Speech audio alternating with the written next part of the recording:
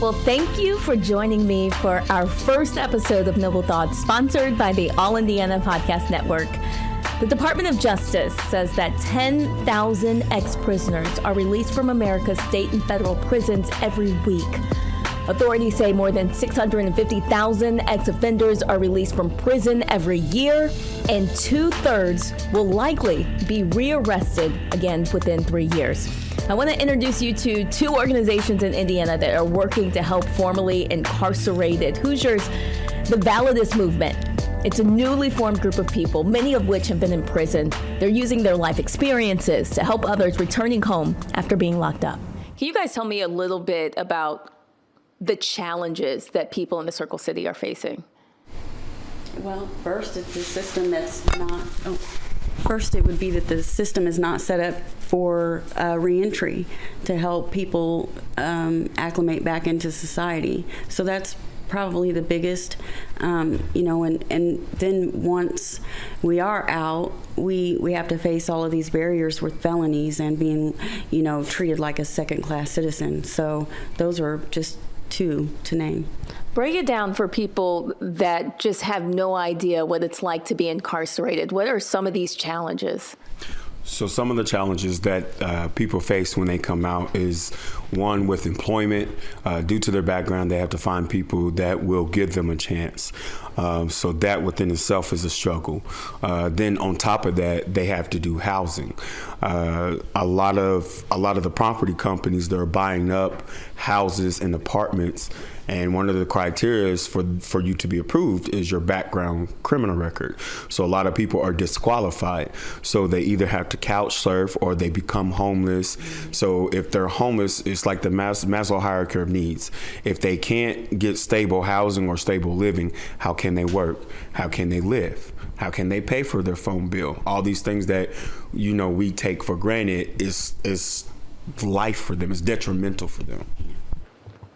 Tell me about some of the challenges that you've experienced. As alluded to, employment. Another challenge is not being able to reconcile with my family, or namely my son. That's been a challenge because I've been so distant from him for so long. And another challenge is people believing in you, because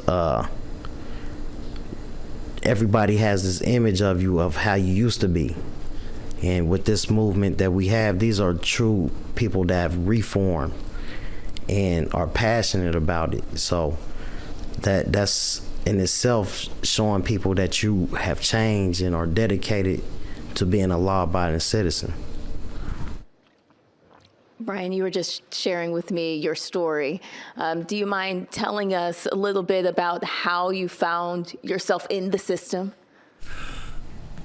I found myself in the system. That was a different story. This was a recent story that when I got in, I was already in the system based on, I got in the system as a youth coming up, wanting to get some fast money, and I did some stuff that I shouldn't have done. I think we wanted to go to a club. We went to rob the Wendy's or something like that. We was young. That's how I first got in the system. Didn't know no better. It was all fun. But a year later, it caught up with me, and I thought they was like managers of this job I was working. They were detectives, and that's how I first got into the system. And and one thing led to another. I would always hang out with an older crowd. By me being young, by me hanging out with older people, and me being the youngest. Well, I was the youngest one in the correctional facility in the state of Maryland. So that's my first entry. So I'm just trying to correct it and hopefully set people up so they won't have to go back into the system, because the system does rob you, and you are working, like I said, for pennies and like that. So tell us a little bit more about the Validus Movement and why it was important for you to be a part of it. Oh, I wanted to be a part of it. I've always wanted to be a part of it, because you develop a passion once you're in the system or you're incarcerated that this ain't for you. I don't want to be back. I don't want to come back into this system once I'm robbed and all that other stuff. So I want to let it be right for the people that was robbed by the system. The system you're robbed once you get in. Once you're in the system, you're in the system. I mean, it's no turning back. You are in the system, and they're going to treat you like my boy said, second chance citizen. And you don't want to be treated like that. You're a human. You got rights, and you want to be treated like a human. So this movement, you guys started forming this organization earlier this year. Tell me what your vision is for Validus. Yeah, we want the Validus Movement to be a political home and a home to build power for folks who have been system impacted in their families. That folks get out and they recognize these are the things, the flaws, the breaches in a system. This is where I've been dehumanized. This is where I've been harmed, and often are looking for a place to change that. And so any sort of grassroots organizing vehicle is designed to give everyday folks an opportunity to use their voice, build a following, and go contest for change in the public arena. So if that means we run folks in elections, we do that. If that means we advocate to change policy, we do that.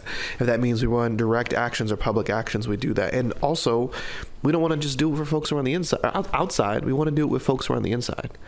We know some of the challenges and the conditions on the inside are beyond the pale. And people live through that every day. Folks are coming out of that experience and trying to acclimate back to public life. So we want to have an organizing movement that centers the particular needs of this community, and it includes folks who are still inside and folks who have gotten out. How can people get connected to you, people that are impacted, even families that are impacted?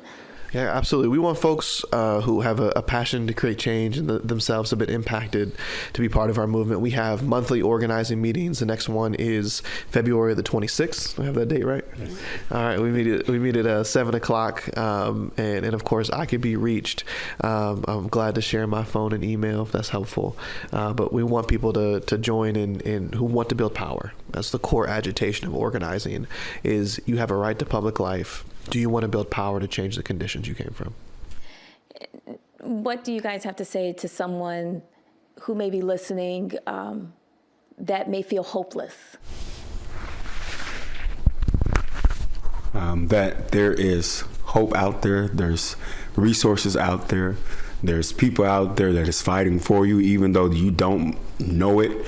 We are out here trying to do the work to change policy, to change laws and things on how things are done, and also to provide resources for people that have been impacted by the justice system. Love it. I would say that, come be a part of our Validus movement. Absolutely. Like, come join us. There's no reason why you can't be a part of this and tell your story and be an advocate for those that aren't telling their story. So if you need some hope, come with us and join our movement. If you don't, I just want to kind of piggyback on them. We would like to have people that's sincere and they reform, and passionate about changing their lives for the better and for the community, not just giving lip service. And this is a true organization that's about action, that's really trying to uplift one another, check on one another, and create space for us to have the resources and change. What's the benefit for the Circle City? Go ahead. We firmly believe that any social movement that doesn't center, prioritize, be in relationship, corroboration with justice system impacted folks is going to leave a lot of folks behind. The system that of mass incarceration undergirds so much of our social issues and social problems and is responsible for so much of it. So if Indianapolis wants to take a leap forward as a community, as a space where people can come back home healed, don't have to go to a cage, get the resources, support, transformation they need in the community, that affects everybody. But when you take a parent, a father or a mother away from their child and put them in a cage and traumatize them and expect them to come back and be okay, when you put the fiscal and economic burden on families to pay for phone calls and inflated prices in a commissary and health coverage that is subpar but costs twice as much on the outside, you are locking families in poverty for generations. And so this movement could be that key to free folks from that. And we're convinced that if we're going to be serious about justice and equity and belonging in this beautiful city, it's got to be centering the voices of this movement. Again, we want to thank the All Indiana Podcast Network for providing us this platform to share our noble thoughts. And we built this show to support sponsors. If you'd like to advertise on this podcast, please contact me on social media at BeNobleTV. So now I'm joined with Linda Bricker from Centier Bank. Centier is very passionate about helping Hoosiers. You guys only have banks here in Indiana. You've been around for more than 130 years. Why is community so important to Centier? It's important for so many reasons, because we want to make the communities that we are in better. It's part of our purpose statement. And we really do have a desire that starts at the top with Mike Schrag. We're impactful. That's why we have these philanthropic funds. That's why we have our Centier to You free financial literacy course. It's why we have volunteer hours worked into our annual reviews, and we're given time off 1 day a year to go volunteer at an organization that we're passionate about. It's just important, to serve the communities that you're in. That's the only way that the world gets better, and we have adopted that philosophy, and we really do live by it. And it starts not only with our communities, but it also is super impactful to the employees who are here and the way that we're also treated. Talk to us about how you came into your community relations role and the work that you're doing with it now. Sure. So I managed our Fishers Crossing branch for 5 years, and had a little bit of a life change, if you will, when my husband passed away. And, I started teaching financial literacy classes, and then we got more organizations reaching out to me, and I realized this was something I was passionate about, was helping the community, and wanted to do it in a different capacity than I was able to as a full-time branch manager. And so I went to my regional at the time, Ben Studebaker, and said, hey, I think I want to go this direction, and I don't really know how to do it, but I know that this is what I'm supposed to be doing. And it worked its way up the Centier ladder, thankfully, and they gave it its blessing, and I'm so grateful that they created this role. It wasn't budgeted for. There wasn't any plans for this right now, but because I was passionate about it, and because they care so much about their employees' happiness and the communities, they created this role and allowed me to transition into it a little over 2 years now. And it's been amazing. Every time I get to teach a class, or every time we find a new organization to sponsor and partner with, we can see the impact in the communities that we're serving. We have people who are thanking us. We have organizations who continue to come back to us to teach financial literacy classes, and that's the best compliment you can give, right? And is repeat business. And for them to actively reach out to me or refer me to other organizations means more to me than I could ever say. The trust that these organizations put into me with the people that they serve, who've been through hard times and have struggled, for them to trust me to teach them such important lessons is really impactful to me.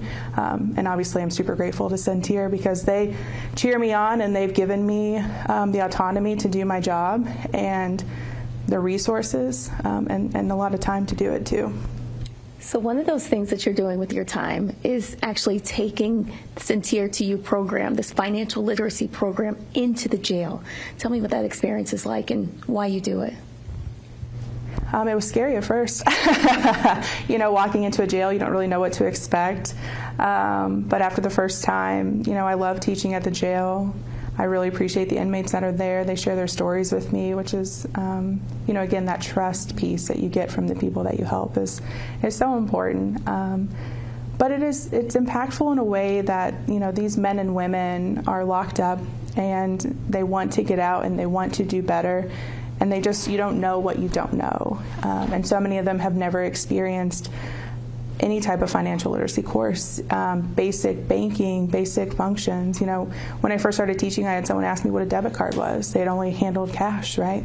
And so being with them gives me another sense of just like humility too. These people were kind of put on a tough path, a lot of them early on in their lives.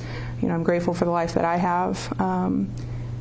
I always say, like, people thank me for donating my time, but really it's a selfish act because it makes me feel good, ultimately.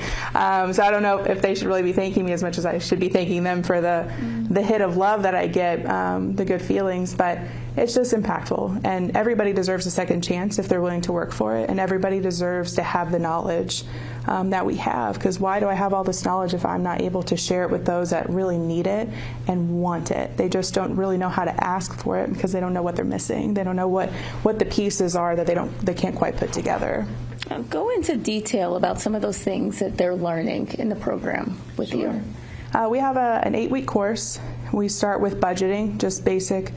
This is what a budget is. These are needs versus wants. We talk about banking services.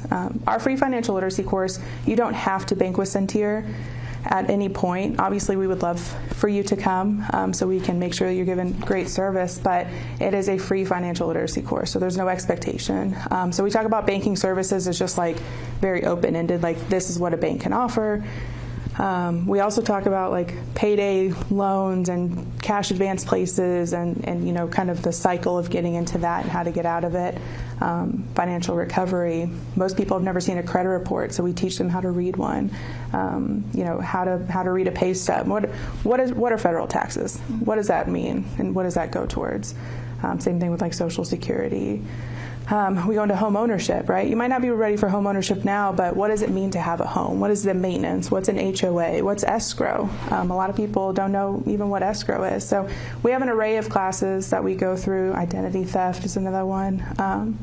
But we really have so many classes. I let the organization choose based on who they serve, what they think would be best. Obviously, I offer some input, but ultimately, they serve them, they know their needs, and we kind of work together to tailor classes to each of the organizations to make sure it's actually as impactful as it can be for them. Are you seeing that there's a cycle that folks are finding themselves in? Oh, yeah.